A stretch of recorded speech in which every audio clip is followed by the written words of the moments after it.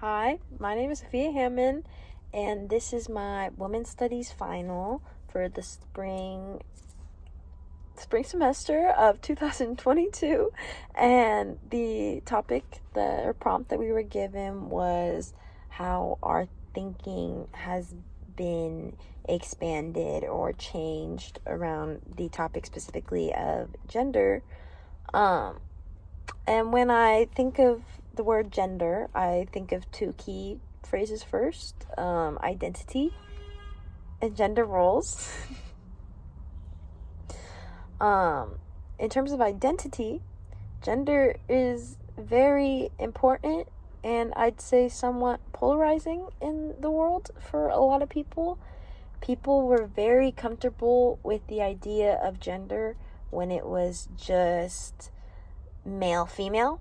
But then as soon as we started adding in any other kind of identity, there were some people in the world that seemed to be upset by how people chose to make themselves feel the most comfortable, which I find interesting. The thing that these people are actually getting upset with is the difference between gender and sex. They are thinking that you can only be one thing of gender, but gender is an identity versus sex is biological and based off of your organs. Anyways, you can have many different gender identities and expressions. People's differing gender identities now could they can actually face oppression through their gender identity, because there's many different kinds of identities you can hold, like I said, other than the binary male female that the world used to be used to. Now a person can be transgender, or they can choose to have no gender, be gender fluid, which I don't think gender fluid is as accepted as it was a few years ago. Now people are just going by non-binary, I believe, more so than the other. A transgender individual is someone who changes their sex from male to female, female to male. What they choose to do with their body regarding their organs is a personal journey for transgender individuals. There are some who are comfortable with switching or comfortable with not, and they feel best just with how they're presenting in the world. And there's a lot of folks that have a problem with that also, which is sad. There's also intersex, though, which completely negates any idea that some folks might have around gender, because people are always like, oh, there's only two genders, there's only two identities you can have, you have to pick one. But there's some people who are born with different types of genitalia, and there's nothing they can do about that. So what are we supposed to say for that? With women's and gender studies, I'm able to explain all these things so much better, and it's really unlocked my capability to have a good argument with people and to be able to stand my ground and be able to display information and properly change people's minds, because I could back it up with real knowledge. So I am really grateful for that in this class. People also nowadays can choose any type of gender identity they please, whether that be like in terms of like pronouns. Everyone has pronouns, whether you like it or not. You should like it, because you probably want to be addressed as something.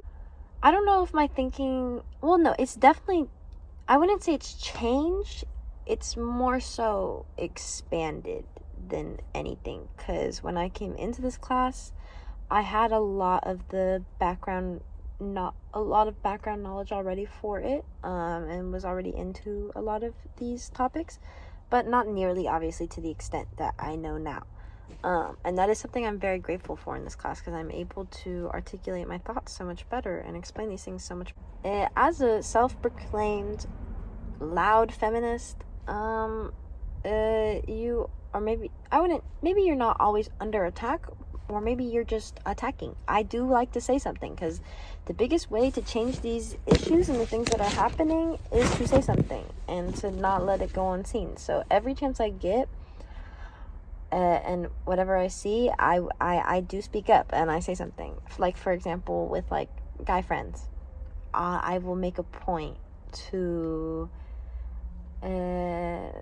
teach them about a lot of the things I've been learning about, so then they have this general knowledge too, because a lot of these issues that are surrounding women and things like that are actually a lot of men's issues as well. But it's the responsibility is just never really being put on them. And that's due to obvious things, like just in how women are always constantly adjusting to men to make them comfortable in all situations. It doesn't matter where you go, you'll see it. Men don't have that same responsibility put on them always, but women are burdened with that because it's ingrained into us because of these gender roles that have been reinforced for years and years and years, shoved down our throats. That is the effect. Social constructs that we've all made throughout the world. Specifically, what I'm talking about right now, though, is the patriarchy. Men are set up with so much power, just always, and so many of them don't even realize it. So, like with what I was saying, I like to make sure that my friends or people around me realize how much power they have in every situation they're in. Like with relationships, women have to do all the emotional work. Not always, obviously, there is outliers to everything, but generally that is the case in most cases. I really feel like I should speak on identity, though, because it really is so important. I found a quote from the Critical Media Project, which was a on why identity matters. We were given an article on why identity matters, and I found this quote for why it matters, in my opinion. Our race, gender, sexual orientation, class, disability, religion, and age can play a significant role in determining whether or not we have social, political, and economic power. While many assume we can acquire social, economic power and political power if we have talent, ability, and work hard, we also need to acknowledge the ways historically ingrained prejudices are built into existing institutions and structures, and consider how they create barriers and limit opportunity. So, like I said, I thought that was important to mention because that really goes into what I am saying around gender and identity. A lot of these systems, it's just been that way, and there's not really much we can do about it. Like, as we see, it doesn't as much as we fight, as much as we do, there are people working against these things because they just don't understand. They don't have the identities or the experience or the depth knowledge to ever understand what women are going through. And I guess I'm specifically thinking about Roe v. Wade right now, and all these white lawmakers that are making these decisions for women based off of issues that are never even going to touch them. They're just never going to understand because no part of their identity has anything to do with abortion. But when they hear about it, they're like, "Oh, the babies are dying." But they don't realize what it actually is. They're just speaking on things to speak on things because they have the power to. I also should mention intersectionality because that's a very important thing that we learned this year, definitely. We were given a definition from the University of British Columbia. There was an article, and they explained, I could tell you their exact definition was particular forms of intersectioning oppressions with gender, race, class, sexuality, body, and nation. And then my own definition of it, obviously, is just the differing levels of oppression that, like, someone can face because of their differing identities. Back to the white lawmakers, though. They're never going to understand because what are their identities? White, old men. Or white women. But still, main thing, white.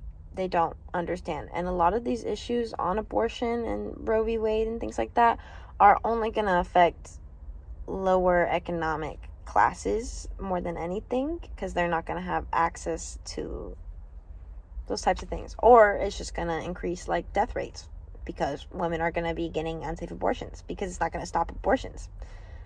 But that is not about that. Well, that is a gender. Actually, this is a gender issue. This should be a men's issue too. Men need to actively be fighting for abortion rights as well, because it affects them. Now y'all gonna have to take care of more babies. I mean, like I was just saying, a lot of these women's issues are a lot of these issues surrounding women are being put onto women, when really it should be the man's responsibility in a lot of these cases, when thinking about topics surrounding like rape culture, violence against women, all that. I remember we watched a TED Talk on violence against women, and basically the guy's whole point was saying how that's not a woman's issue. It should be a man's issue.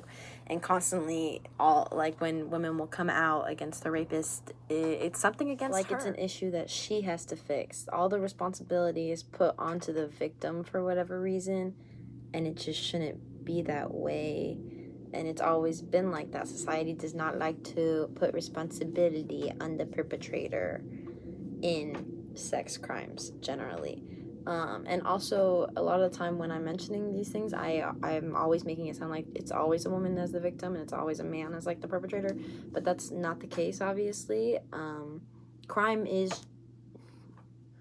Yes, statistically, crime can be more so with certain genders or different identities, but it is genderless. Anyone could be a victim of any of these things, and I'd like to make that clear, because it's true that many male victims don't feel comfortable coming forward, or like there's something wrong with them, because a lot of these issues are associated with female, and that's the problem with men, because when anything is associated with anything slightly feminine, then suddenly they have a problem with it, because they must be masculine. That has part to do with toxic masculinity, which is also something that should go away. But that's all not going to happen overnight, obviously.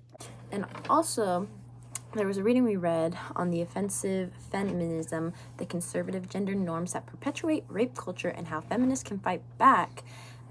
This quote I saw saying, the biggest threat to conservatism, traditional ideal, ? Women. And I just think that quote's really powerful, so I thought I'd leave that. So finally, in conclusion, gender, race, all these different categories, they're completely made up by the social standards that have been applied to us for years and years and years. And all those standards, they just exist because we choose to uphold them still. And it's really difficult to deconstruct exactly how we can stop upholding those without losing a lot of parts of ourselves that we've obviously been so comfortable with for so long, even if, regardless of how we choose to live. So anyways, thanks for listening to my opinions on my knowledge on gender and women's studies. I really enjoyed your course. I'm sorry this was longer than 10 minutes. I talk a lot. It's really hard to summarize my thoughts. Anyways, and it would be lacking info if it wasn't, I think, this long. But yeah, thanks for listening. Thanks for being a great teacher. And I hope you have a great summer. Bye.